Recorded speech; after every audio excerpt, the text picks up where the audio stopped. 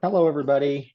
Welcome to the Isotopic Chats. Today is Thursday, May 11th, 2023. And a special shout out to all of our people out in YouTube land.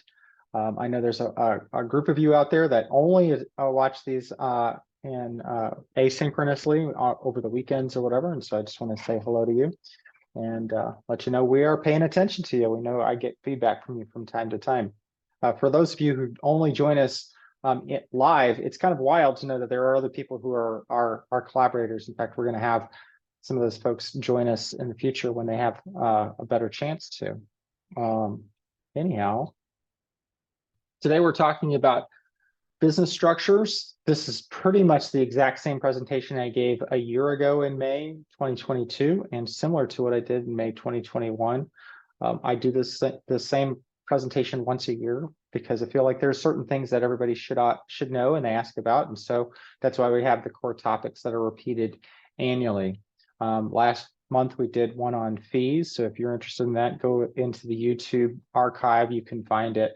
And if you can't find it right away, email me and I'll let you know how to find those. But we have, gosh, over 100 videos.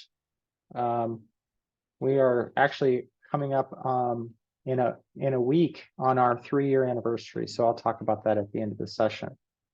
So to get started, I'm just going to give a quick overview for anybody who needs just a quick overview and they need to run and they don't want to watch the rest of the video if you're in YouTube, or you just want to know really quick what we're doing. We're going to be talking about sole proprietorship, which is the type of structure you set up when you, yeah. Do you have slides that you're wanting folks to be seeing? Oh gosh, you're not seeing it, are you? Okay, let's share that screen. I just realized. Sorry. Yeah, I didn't press all the buttons. There you go. Let's try it again. There you are. This is the first slide. Perfect. Fantastic. All right, let's try it again. All right, so today we're going to be talking about these different structures. Sole proprietorship is usually where you start off, and people will set this up fairly simply. Partnership, we don't typically recommend people getting into partnerships. There's various reasons. I'm going to say in all of this, you should probably go to LegalZoom and take a look at these different ideas. Partnerships can be complicated because you set it up as a sharing process through the partnership. That's very specific. Lawyers probably ought to get involved with this conversation. Different kinds of corporations, a C Corp. C Corps are typically large corporations that have a large number of stockholders. Limited liability corporation is a simpler version of a corporation that oftentimes is a one-person operation. You can have employees, but if you're going to have employees, we often do an S corporation.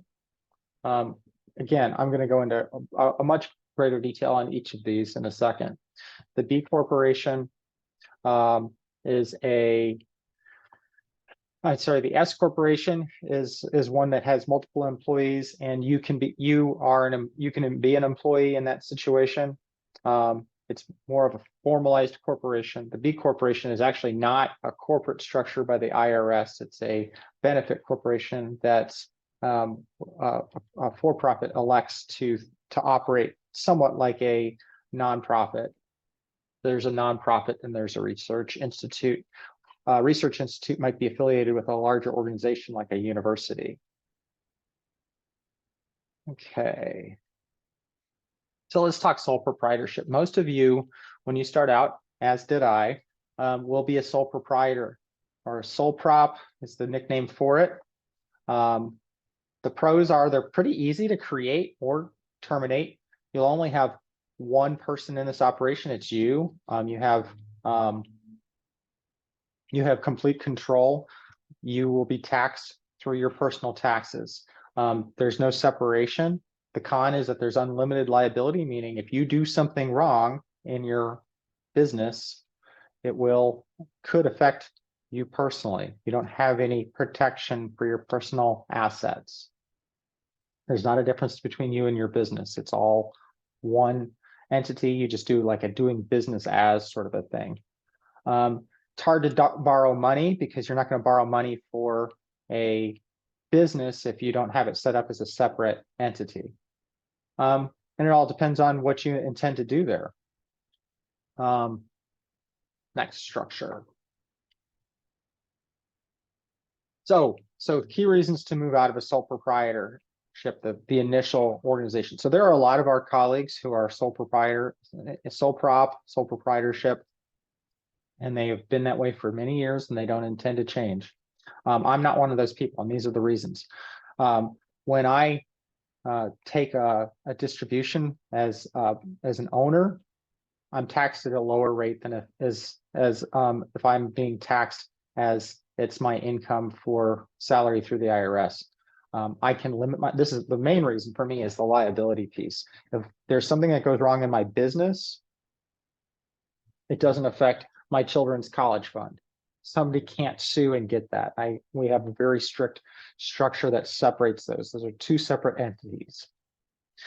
I do have credit and access to capital. I have a line of credit that, I mean, you could take out a line of credit against your house, but I'm not sure that that's a smart idea. You probably want to set up a formalized organization.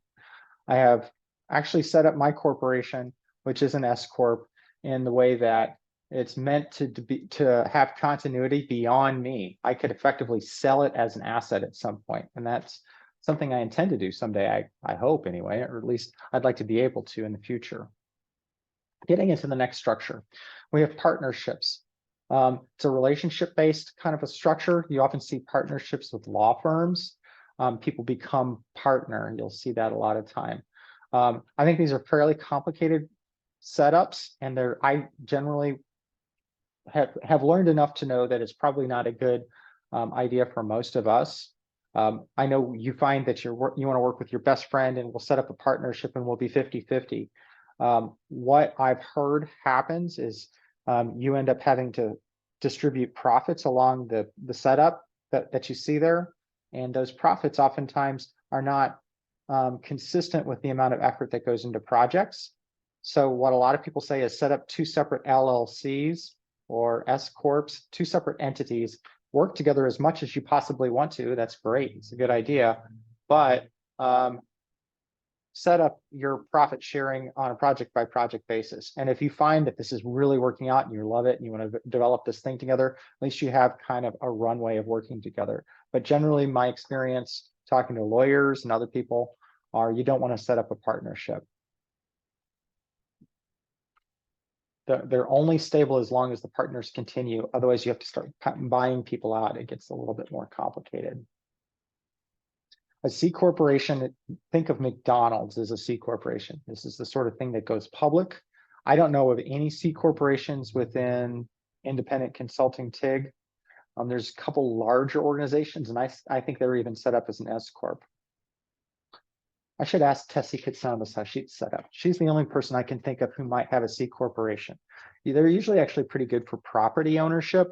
The con here is you're going to get double taxed. You're going to get taxed as a corporation, and then you're going to get taxed on your for any of the individual profit that you get. So typically, it doesn't make any sense for you to take distributions. You're going to keep all the money in the corporation, and the corporation grows. But it's good if you're going to have a multiple investors, unlimited number of owners. Most people who want to create a corporation are creating an LLC or an S Corp. The LLC. I kind of wish Kurt Stuke was here today because he's really great at describing the LLCs. I'm not as great about it as he is. It's better, as I wrote here, there's max flexibility in how you manage and run your business. You don't need a board of directors, so that's one of the pros. You have that liability protection. I kind of think of this as corporate light. That's the way I would describe it. I'm not sure other people would, but I would call this as corporate light. You do, and all of these corporations are going to have ongoing filings that you need to have with the state or with the federal government. You're only taxed once in this situation.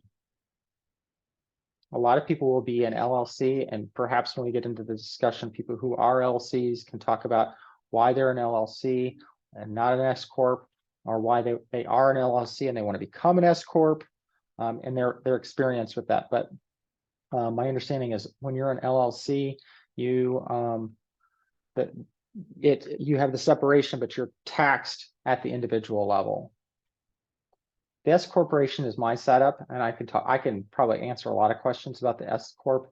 It's if you have a payroll, if you want to employ yourself. I do have to wear two different hats. I am an S Corp owner, which is a separate thing from being an S Corp employee, and I am one person. So I do have to kind of like jump between those different things.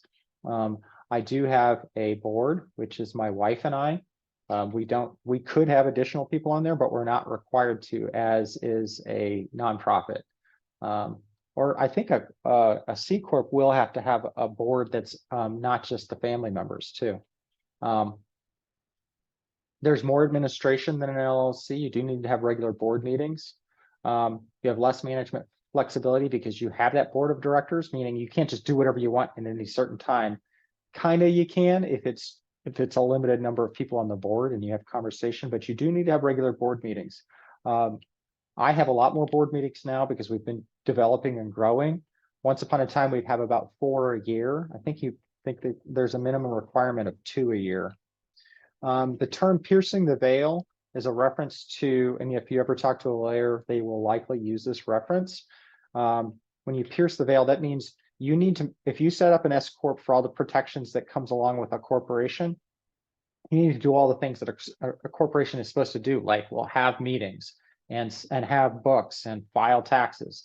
And if you don't operate that way and you're trying to enjoy the privileges of being a corporation, if you ever get sued and they want to come after your corporation, or if they want to sue your corporation, they want to come after your personal business. And if you haven't set up that veil, that wall of protection between the two entities, if you're not doing all the things you're supposed to do, they could pierce the veil, meaning they could go from your corporation and sue you personally. If you're getting sued personally, your corporation could get sued as well because you haven't done all the things you're supposed to do. So you need to make sure that if you go to become a corporation, you are following all the rules, you're doing your taxes, and you're having regular meetings the way you're supposed to. So there's a B Corp. You'll hear this out there. And when I first gave this presentation at a Meet the Pros years ago, somebody said, well, how about a B Corp? And I hadn't even heard of it. So a B Corp is not an IRS recognized corporate structure. A lot of our peers who developed consulting practices that have grown and want to connect with their clients have become B Corps because it's a public statement of saying, I'm doing the right things in the world. The B Corp, there's probably people who can talk some more about this if they've become B Corps. I have a little notes here. For-profit companies that want to consider additional stakeholders in addition to making a profit for their shareholders. So they're not nonprofits, hybrids, or charities, but they basically elect to do additional things in their for-profit structure that demonstrate that they're good organizations. It's a bit like accrediting a university. You go through an accreditation process or a review process by a nonprofit, and they give you that designation of a B Corp, and you have to continue to file and do things that demonstrate it. But it is effectively just an elected role that you do in addition to everything you do as a corporation. There's no tax breaks. There's no, there are legal requirements. You will have additional administrative costs, but hypothetically, it may actually open up a world of new projects for you because you are saying, hey, I do all the right things in the world with the way that I operate. You'll see, I eat a lot of organic foods and a lot of non-meat products. You'll see B Corp labels on your food, particularly those organizations that are trying to do the right thing in the world. There are some of us who just choose to be nonprofits. I think in my experience, you become a nonprofit because you want some of those advantages of tax around taxes, but you are going to have a lot of cons in the way of you're having an external board of directors that manages you. There's a lot more paperwork. You have mandatory audits. You effectively lose a lot of the flexibility of being a for-profit. Again, the pro is that it's a better identification with whatever social mission you have. You are not focused on profit. If you decide you want to change your salary because you made so much more money this year, that has to go through your board of directors, and are probably not going to give you a share of profit. And that's probably not what most nonprofits do, because it is, it's in the name, it's a nonprofit. So if you intend to create a business that provides for you and your family down the road, I probably advise against a nonprofit, because that's not the intent. And I also like to make sure we talk about research institutes and centers. They are not a classic way of setting things up in this conversation for independent consultants, but a lot of us have either worked for them or thought about them. My practice, the Goshen Education Consulting, was originally designed to be a research institute at a university. I had a lot of new projects coming on. I had worked for a research institute when I was in my doctoral program, and I thought I would like to create one for a university, and how great would that be? The pro is that you've got the organizational support, you've got instant name recognition if you're with XYZ University and that is a known entity in your community or worldwide.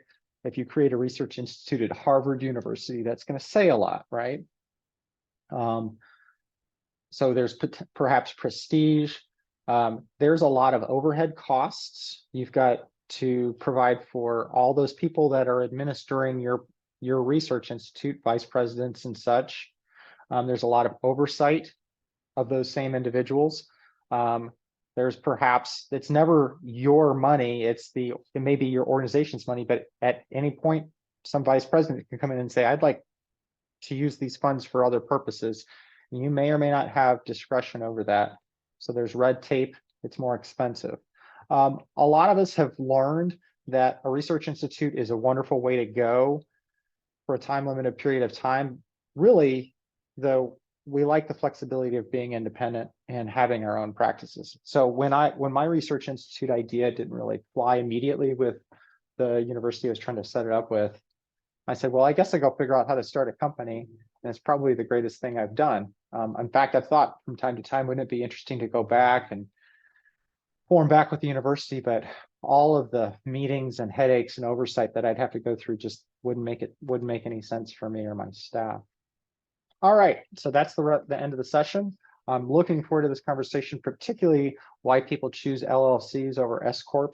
I can tell you a lot of that has to do with what is best in your state. I will say, if you're intending to hire employees, most lawyers are going to tell you that you probably should go with an S Corp over an LLC. You can have employees as an LLC, but I believe it's a little more complicated. I'm going to share a website with you. It's called LegalZoom, and I'll click this link and put it in the chat. There's a lot in here that you can learn about. I've got a couple sites open, and so if you want to look and learn a little bit more about this, I'm not advocating for you to go through LegalZoom. In fact, I'm advocating against it. I think you should probably talk to an individual, a small business lawyer in your community. This looks easy, and perhaps it is easy, and maybe it's everything you need. That being said, I probably talk to somebody about it before you start sending money to a website that I'm not familiar with how it works with what's going on. I just think this is a great resource for information. Obviously, it's a great resource for information so that they can make money off you. You can register your DBA, but the point is you can actually see it all here and understand what it's all about. So this is a first step before you go talk to a lawyer, but I do suggest you talk to a lawyer and not register just through a website. And I will put that in the chat here. Okay, our upcoming sessions. Next week, I'll have a panel, and we're going to be talking about just everything that's happened over the last 3 years with the IC topic chats. I know Jessica, who's helping me out today, she's going to be one of our panelists. A handful of people will be here.